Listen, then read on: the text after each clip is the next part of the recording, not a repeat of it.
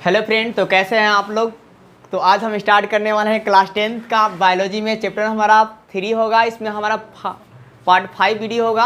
अगर आप part 1, part 2, part 3 और पार्ट 4 नहीं देखे हैं तो जाकर प्लेलिस्ट में देख सकते हैं। तो चलिए देर नहीं करते, अपने टॉपिक आज स्टार्ट करते हैं। तो हमारा जो आज का टॉपिक है परागन। तो परागन किसे कहते हैं दोस्तों, इसे बिहार बोर्ड में बहुतों बार पूछा गया, धमाकेदार क्वेश्चन है, अतः इसे आप जरूर देखें। तो परागन, सबसे पहली बात आप देखें, 3 वर्डों को याद कीजिए। आप एक सिस्टमेटिक तरीके से आप याद कर लेंगे। एक आप याद रखिए दोस्तों, परागकण। क्या सुना आपने? परागकण। और एक वर्ड याद रखिए, परागकोश। परागकोश। और एक वर्ड याद रखिए, वर्तिकाग्र। वर्तिकाग्र। तो सुनिएगा जरा ध्यान से कि जब परागकण परागकोश से वर्तिकाग्र पर पहुंचने की प्रक्रिया को परागन कहा जाता है। क्या सुना आपने?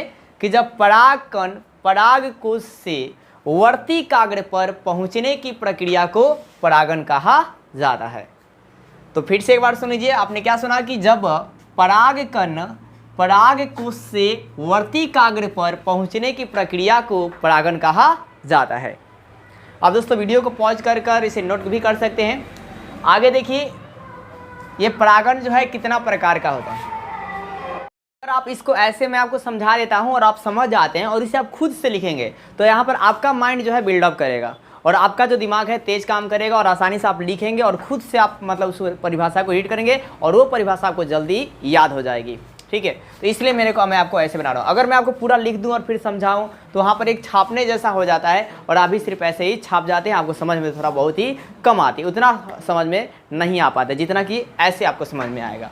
जैसे कि आपने अभी देखा होगा कि मैंने आपको 2 बार बताया तो आधा से अधिक बात आपके दिमाग में प्रवेश कर गया होगा। और जब आप एक बार खुद से मतलब मन से या 2 बार सुनेंगे और उसके बाद आप उसे लिखेंगे तो आपको वहाँ पर याद हो जाएगा। हम जानने वाले हैं परागन के प्रकार। तो परागन के प्रकार जो हैं कितने होते हैं? तो परागन के प्रकार कितना होता है? 2 होता है। कितना होता है? 2 प्रकार का होता है। परागन के कितने प्रकार होते हैं? 2। तो यहाँ पर देख लीजिए दोस्तों, परागन कितने प्रकार होते हैं? तो 2 प्रकार होते हैं। पहला है आपका स्वपरागन। पहला क्या है दोस्तों? स्वपरागन है। पहला क्या है? स्वपरागन। अब सवाल ये है कि स्वपरागन किसे कहेंगे? आप भी हेडिंग बना लेंगे दोस्तों, स्वपरागन। तो स्वपरागन किसे कहा जाएगा? तो देखिए दोस्तों, एकदम एक लाइन में आप आसानी से याद कीजिए। जब परागकण परागकोश से अपने वर्तिकाग्र पर, क्या सुना आपने? अपने ही वर्तिकाग्र पर पहुंचने की प्रक्रिया को स्वपरागन कहा जाता है। आप फिर से एक बार सुन लीजिए पहले।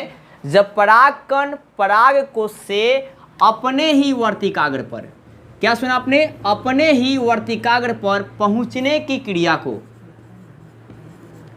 पहुंचने की क्रिया को स्वपरागन कहा जाता है। फिर से एक बार सुनिए। जब परागकण परागकोश से अपने ही वर्तिकाग्र पर पहुंचने की क्रिया को स्वपरागन कहा जाता है। और दूसरा जो है हमारा दोस्तों, दूसरा आपका है परपरागन। परपरागन। तो परपरागन में क्या होगा? आप स्वपरागन वीडियो को पॉज करके लिख सकते हैं। तो आइए आपको मैं बताता हूं कि परपरागन क्या होता है। तो जब परागकोश, सुनिएगा जरा ध्यान से, जब परागकण परागकोश से दूसरे वर्तिकाग्र पर, क्या सुना आपने? दूसरे वर्तिकाग्र पर पहुंचने की क्रिया को परपरागन कहा जाता है। दोस्तों पर का मतलब है पराया, मतलब दूसरा पड़ जाएगा। तो है क्या कि जब परागकण परागकोश से दूसरे वर्तिकाग्र पर पहुंचने की क्रिया को परपरागन कहा जाता है। चलिए दोस्तों, आपसे को फिर से एक बार रिवीजन करवा देते हैं। मैंने आपको सबसे पहले परागन बताया। क्या बताया? कि जब परागकण परागकोश से वर्तिकाग्र पर पहुंचने की प्रक्रिया को या क्रिया को परागन कहते हैं। परागन जो है कितना प्रकार का होता है? तो मैंने आपको बताया कि 2 प्रकार का होता है, एक स्वपरागन और एक परपरागन। स्व का मतलब होता है स्वयं, ठीक है, वो स्वयं पर उड़ जाएगा। तो जब परागकण परागकोश से अपने वर्तिकाग्र पर जाएगा, कहाँ जाएगा? अपने वर्तिकाग्र पर।